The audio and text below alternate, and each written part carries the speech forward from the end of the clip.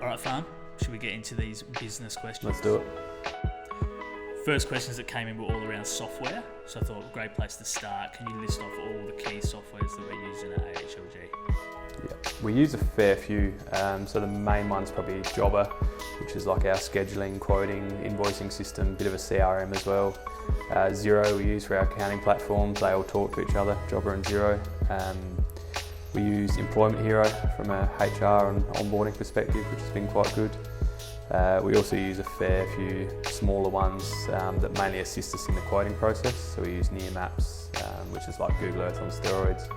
We use Ground Plan, which is great for putting in landscape plans and getting takeoffs out of that. We've also built a few in Excel and Google Sheets where we can sort of input data and get out exactly what we want, which is quite handy as well. So if we were to hone in kind of on the one that is kind of the biggest use case for AHLG, or like what's been the biggest game changer software-wise for us? Probably the most used one would be Xero, which I think every business would either use Xero or Mild or QuickBooks or something like that in terms of their accounting package. But then probably the biggest game changer from AHLG would be Jobber.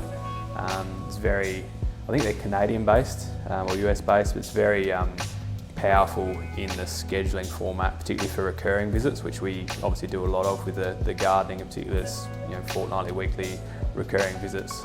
So it acts as a bit of a CRM for that as well.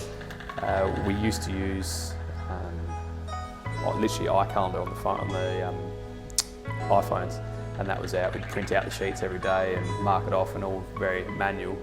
So there's a lot of paper trails and whatnot, and that was fine up until a point where we reached enough pods, I guess, that managing that was becoming a bit of a nightmare, and we ended up gearing towards Jobber. So we have quite a few questions that come in around this business software, but more specifically, like when is the right time to actually change and start something new? Do you have any thoughts or some key takeaways on your experience with that? Yeah, I suppose when the process that you're currently doing becomes cumbersome and you think there's going to be surely there's a better way of doing it. Often there is. So I guess researching the market and what could be out there.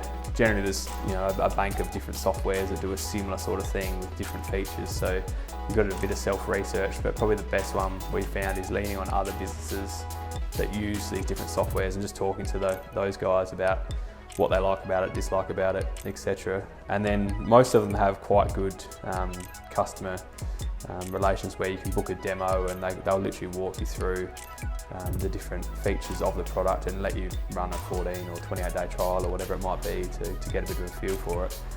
So I guess investing a bit of time up front in doing the research, trialling different things, it's a bit of a cumbersome process, but the return that you should get from the efficiencies and of the product moving forward, and you've got to think it's a long-term thing as well. The payback from that is quite substantial. I think it's a great tool.